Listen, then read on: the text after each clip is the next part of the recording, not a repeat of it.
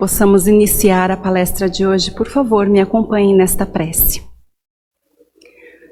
Amado Senhor, que neste momento nós possamos contar com o apoio dos amigos espirituais, os trabalhadores desta casa, que possam conduzir aos meus irmãos que me ouvem neste momento, possam conduzir a eles os fluidos salutares, os fluidos que vão realinhar seu sistema orgânico, acalmar suas emoções e também disciplinar a sua mente, iluminando a sua mente.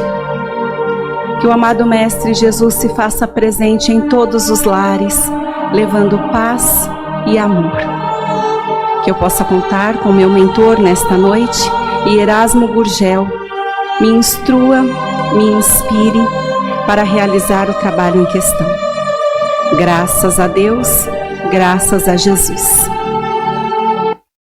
A palestra de hoje tem como tema as curas e o espiritismo. Nós iniciamos utilizando o livro A Gênese, capítulo 1, e Allan Kardec nos informa que a ação magnética pode ser produzida de 3 formas. Pelos fluidos do magnetizador, e neste caso nós temos o magnetismo humano. O exemplo disso são as maravilhosas curas que Jesus realizou, curas excepcionais. O segundo tipo é, no caso, a ação produzida pelos fluidos do espírito sobre um encarnado, sem a ajuda de qualquer intermediário. Portanto, este espírito, ele pode curar, ele pode acalmar sofrimento, ele pode produzir sono e também pode produzir influência física ou moral. Exemplo disso é quando um espírito protetor auxilia o seu tutelado. Nós chamamos de magnetismo espiritual. O terceiro tipo é quando um espírito despeja seus fluidos sobre o magnetizador que será o condutor destes fluidos. Portanto, neste caso, nós temos o magnetismo misto, humano espiritual ou semi-espiritual. O exemplo disso é o trabalho que acontece aqui nas salas de passe, quando os médiuns passistas então transmitem os fluidos sobre aquele que está sendo auxiliado, fluidos provenientes dos espíritos que trabalham no local. Nós ainda utilizamos o livro A Gênese, no capítulo 1, e recebemos informações de que as lesões do corpo podem se repercutir no espírito por intermédio dos fluidos perispirituais. Em alguns casos patológicos, quando o espírito está fora do corpo, ele ainda permanece ligado a ele por alguns laços perispirituais.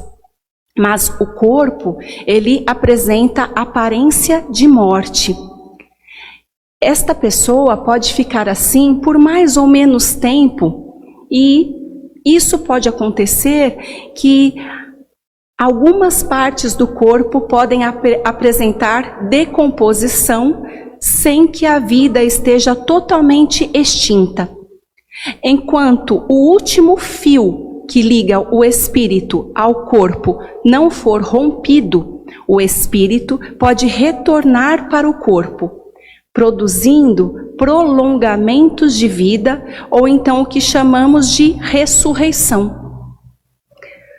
Quando as últimas moléculas do corpo perispiritual se separam, se desligam totalmente do corpo carnal, ou quando este corpo está em degradação irreparável, o retorno à vida se torna impossível. O fluido universal, ele é o elemento primitivo do corpo e do perispírito. E é este fluido universal, esta condensação do fluido no perispírito, que pode fornecer princípios reparadores ao corpo físico. Portanto, desta forma nós sabemos que o agente propulsor é o próprio espírito, encarnado ou desencarnado, que infiltra no corpo deteriorado parte da sua substância, do seu próprio perispírito para produzir a cura. Neste momento, Erasmo me envia uma imagem, e é uma imagem de alguém conhecida para mim, uma pessoa que tinha câncer. E quando nós tivemos a notícia de que esta pessoa estava com câncer, é claro que ficamos desesperados, agoniados, mas a paciente em questão olhou para mim e disse: se eu mesma produzo a doença, eu também posso produzir a cura. E graças a Deus, tudo transcorreu de forma tranquila demais. E esta mulher está comigo até hoje, graças a Deus, muito bem. Portanto, pode acontecer a autocura, quando você, por ação da sua própria vontade, consegue retirar do seu próprio perispírito as substâncias reparadoras. Ou então, você auxilia uma outra pessoa doando estes fluidos reparadores. Ainda continuando, a cura ocorre pela substituição de uma molécula doente por uma molécula sã. O poder curador vai depender da substância, da pureza da substância que está sendo inoculada. A vontade é o que produz a emissão fluídica mais abundante e a força, o poder da força destes fluidos. Portanto, tudo vai depender da intenção de quem quer curar. E é com isso que nós dizemos que aquela pessoa que está doente, ela tem que desejar viver, ela tem que desejar se curar. E aquele que trata, aquele que cuida dela, seja o médico, o terapeuta, um familiar que a assiste, também deve desejar que ela se restabeleça para que esta doação de fluidos aconteça. Nós continuamos afirmando que os efeitos da ação sobre a enfermidade são variados. Pode ser lento, precisando de um tratamento continuado, ou mais rápido. Há pessoas que podem curar espontaneamente pela imposição das mãos, ou então pelo ato, pela vontade que tem do outro se restabelecer, do outro se curar, o ato da sua vontade.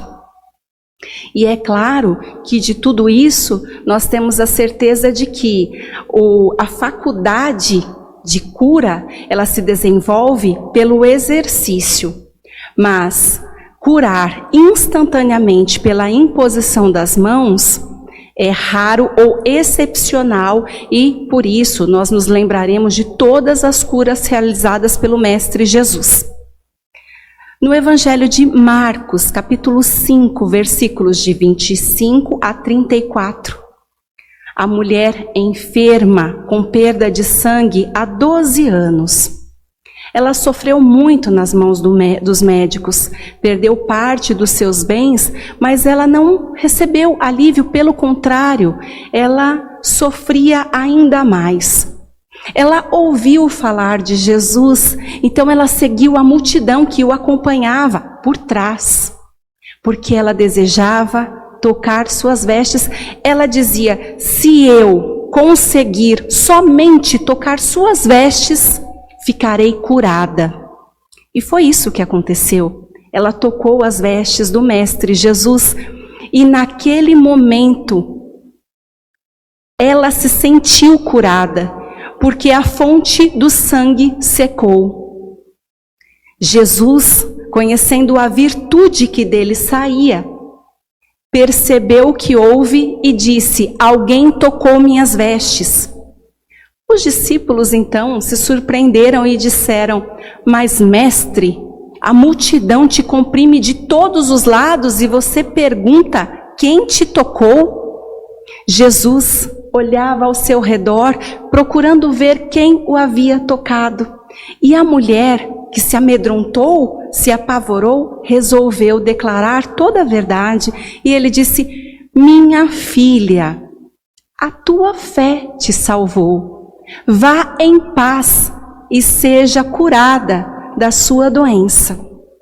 Portanto, Kardec, ele nos explica que este trecho, conhecendo a virtude que dele saíra, isso deixa claro o movimento fluídico que saiu de Jesus para a mulher enferma. Não precisou da vontade de Jesus para curar a mulher enferma. Foi uma irradiação fluídica normal. Isso bastou para que ambos sentissem a cura que se operava. Os dois perceberam que o movimento fluídico estava se estabelecendo naquele momento. E o fluido, ele é o agente terapêutico que deve alcançar a desordem orgânica para promover a cura. E é nessa hora que nós dizemos que depende de dois fatores: ou a vontade do curador, ou então o desejo ardente, a confiança, a fé do enfermo. Então, muitas vezes é necessário que ocorram as duas forças simultaneamente para que uma pessoa possa se curar. Outras vezes, basta uma delas. A fé é a verdadeira força atrativa. Aquele que não crê, aquele que não tem fé, ele opõe à força fluídica, uma força repulsiva ou de inércia que paralisa a ação. E é desta forma que nós temos os princípios da mediunidade curadora. Então vamos falar do que acontece aqui no centro, na sala de passe. Que muitas vezes a pessoa é trazida por seus familiares que já conhecem a doutrina, que já conhecem a casa, sabem da seriedade do trabalho que acontece aqui, mas esta pessoa, ela não tem fé, ela não acredita em nada disso, ela simplesmente está descrente, muitas vezes já sofreu tanto com o seu infortúnio, ela é trazida para cá, mas ela opõe a força fluídica. Então, ou ela repele esta força fluídica, ou ela simplesmente se mantém tão inerte, sem acreditar em nada, que simplesmente ela não vai sentir benefício nenhum. No livro dos médiuns, capítulo 14, os médiuns curadores. É um dom que algumas pessoas têm de curar através do toque, do olhar ou de um gesto sem ajuda de medicação. É o magnetismo. Muitas pessoas realizam isso de forma espontânea, mas a grande maioria recorre à prece, que é uma verdadeira evocação. Portanto, Kardec fala que o potencial magnético anima o homem, mas ele pode ser aumentado pela ação dos espíritos que ele chama para ajudá-lo. Portanto, aquele que tem a força magnética e crê na intervenção dos espíritos, ele poderia realizar curas excepcionais que seriam como verdadeiros milagres. Kardec também diz que a simples prece pode servir para curar alguém, se esta pessoa está cheia de fé, certeza da sua cura. Mas Deus tem que permitir que isso aconteça, porque também em inúmeros casos, para o doente, o bem é o seu sofrimento. E aí você acredita que a sua prece não foi ouvida, mas não é isso. Quando este doente passa pelo sofrimento, ele depura a sua alma, ele abranda o seu coração, ele aprende a ser humilde, a solicitar a ajuda dos demais. Deus sabe das nossas necessidades e, portanto, sabe o melhor momento de cada um de nós recebermos a cura. No Evangelho segundo o Espiritismo, capítulo 26, dai de graça o que de graça recebestes. No Evangelho de Mateus, capítulo 10, versículo 8, restitui a saúde aos doentes, cure os leprosos, expulse os demônios, ressuscite os mortos, dai de graça o que de graça recebestes. Jesus explica para os discípulos que eles não devem cobrar, eles não devem fazer pagar pelo que nada pagaram. Eles que receberam um dom para curar os doentes, para aliviar o sofrimento, para fazer propagar a fé, dom recebido de Deus para auxiliar estas pessoas. Então, levando a cura, expulsando os demônios, que eram os maus espíritos. Kardec diz que da mesma forma, os médiuns, eles também receberam um dom gratuitamente de Deus. Eles são intérpretes dos espíritos. Eles devem levar instrução aos homens, devem encaminhar os homens ao caminho do bem, levando a propagação da fé. A mediunidade, que não é privilégio, porque se encontra em toda parte. A mediunidade, que não deve ser cobrada, porque senão perderia sua finalidade providencial. A mediunidade, que deve ser realizada religiosamente, ainda mais a curadora.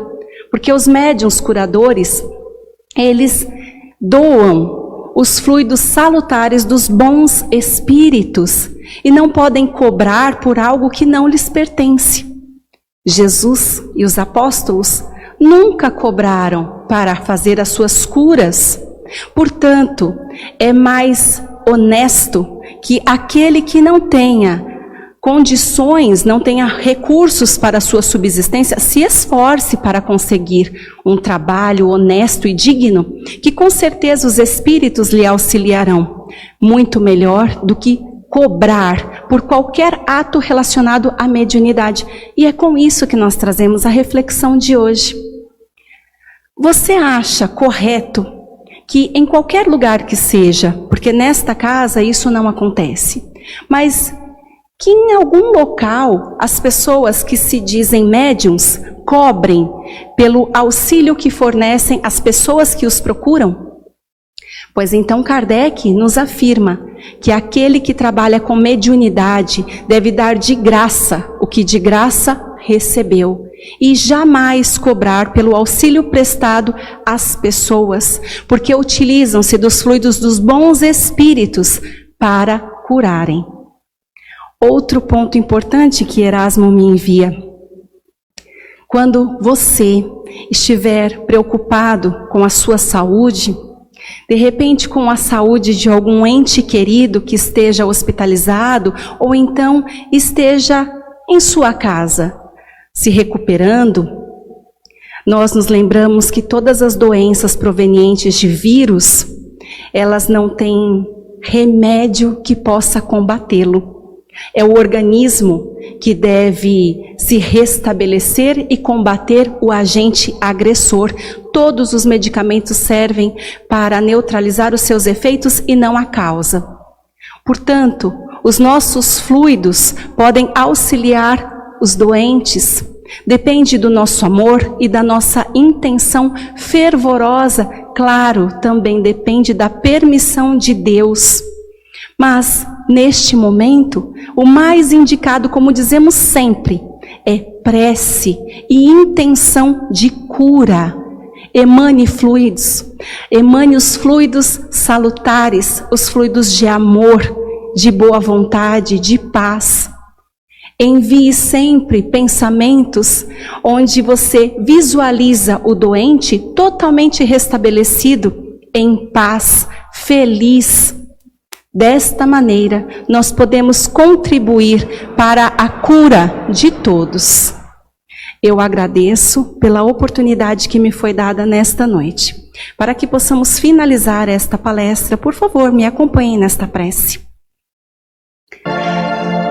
Amado Senhor, que os meus irmãos continuem se preenchendo dos fluidos dos irmãos espirituais que se encontram nesta casa. Que eles se envolvam com seus protetores, que eles se envolvam com a imagem de Jesus no lar, sabendo que Deus tem tudo traçado para nós e só quer o nosso bem.